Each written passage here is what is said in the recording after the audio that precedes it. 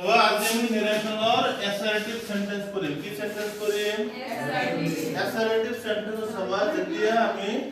director পৰা কোন লৈ যাম ইনডাইৰেক্টত লৈ যাম ইয়াত পাঁচটা নিয়ম আছে কেইটা পাঁচটা এই পাঁচটা নিয়মৰ মই ইয়াত পাঁচটা এক্সাম্পল লিখি দিছো সবা প্ৰথম এক্সাম্পলটো সবা যে আমি জানো ডাইৰেক্ট নেৰেচন কোনে কথা কয় বক্তা নিজে কথা কয় না মানে বক্তাৰ কথাখিনি হুবহু তুলি দিয়া হয় না ইয়াত বক্তা কোন অনিতা সেই থাকিলে কি হয়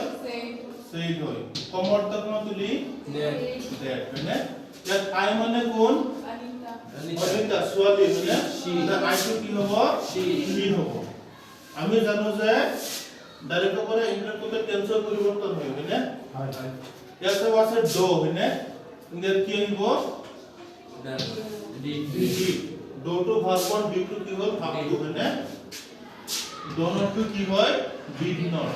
ইয়াত নো আছে হয়নে ভাৰ্ব অন এটো চেঞ্জ হ'বনে নহয় কিয় নহয় কাৰণ ইয়াত অলৰেডি চেঞ্জ হৈ গৈছে হয়নে নিপলে সেম হ'ব I did not know the boy ইয়াত দুটা কম্পিউটাৰ সভা ইয়াত কথাখিনি কোনে কৈ আছে ৰামে হয়নে ৰাম said to থাকিলে কি হয় told me কমৰ্তক তুলি that ইয়াত I মানে কোন ৰাম I to কি হ'ব যে he ডাইৰেক্টত shall কৈ থাকিলে ডাইৰেক্টত কি হয় would হয় হয়নে me ইয়াত কি মানে কোন me হয়নে এতিয়া আমি জানো যে মি থাকি ইউ থাকিলে কি হয় আই হয় যেতিয়া ইউ টু সাবজেক্ট থাকে ইয়াত সাবজেক্ট হয় না নহয় ইয়াত সাবজেক্ট এটা আছে অলৰেডি গতিকে এটো হল কি অবজেক্ট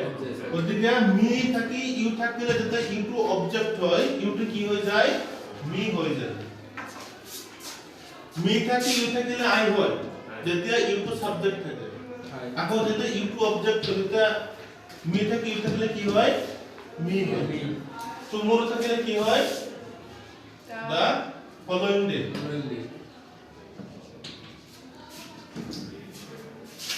এতিয়া চাবা আমি ইয়াত কি পালো যে টেন্সৰ পৰিৱৰ্তন হয় হয়নে আকৌ আমি কি পাম যে অ্যাসাৰ্টিভ সেন্টেন্সতে কেতিয়াবা টেন্সৰ পৰিৱৰ্তন নহয় কেতিয়া নহয় চাবা আমি কি পালো ইয়াত যে said বা said to আছিল কাৰণ টেন্সৰ পৰিৱৰ্তন হ'ল হয়নে হয় আকৌ আমি কি চাম যে said বা said to থাকিলে টেন্সৰ পৰিৱৰ্তন নহয় যেনেকৈ ইয়াত কি আছে said to আছে হয়নে হয় ইয়াত কি আছে said আছে হয়নে ইয়াত চাবা টেন্সৰ পৰিৱৰ্তন নহব কেনেকৈ নহব চাবা বহুত কথাখিনি কোনে কৈছে দা old man হয়নে দা old man said to থাকিলে কি হয় told me কমৰ্তক তুলি that ইয়াত said বা said to থাকি টেন্সৰ পৰিৱৰ্তন হৈছে ইয়াত said বা said to থাকি টেন্সৰ পৰিৱৰ্তন নহব কিয় কাৰণ আমি জানো যেতিয়া ৰিপোৰ্টেড স্পিচ টু চিৰ সত্য বাক্য মানে ইউনিভাৰ্সাল ট্ৰুথ বা অব্যাহত কাম বুজায় তেতিয়া টেন্সৰ পৰিৱৰ্তন নহয় ইয়াত কি কৈছে honesty is the best policy এটো চিৰ সত্য বাক্য এটো পৰিৱৰ্তন নহয় যেনেকুৱা আছে তেনেকুৱা আছে ঠিক এটো চাবা she said to কি হয় said সমৰ্থক তুলি that মই দুটা শব্দ কৈছিল এটা হল চিৰ সত্য বাক্য আৰু এটা হল অব্যাহত কাম মানে ইনডিফিনিট টেন্সৰ কেচিং ক্লজ যদি কোনো সেন্টেন্সত থাকে ইনডিফিনিট টেন্সৰ কি কেচিং ক্লজ ইয়াত কি আছে ডেইলি মানে ডেইলি তাহলে কোন টেন্সৰ হয় ইনডিফিনিট টেন্স মানে প্ৰেজেন্ট ইনডিফিনিট মানে এইটো টেন্সৰ পৰিৱৰ্তন নহয় এটা হল চিৰ সত্য বাক্য হল আৰু এটা কি হল অব্যাহত কাম বা ইনডিফিনিট টেন্সৰ যদি কোনো কেচিং ক্লজ থাকে তেতিয়া হলে টেন্সৰ পৰিৱৰ্তন নহয় তেন্তে কি হ'ব ইয়াত আই মানে কোন she হয়নে আই টু কি হ'ব she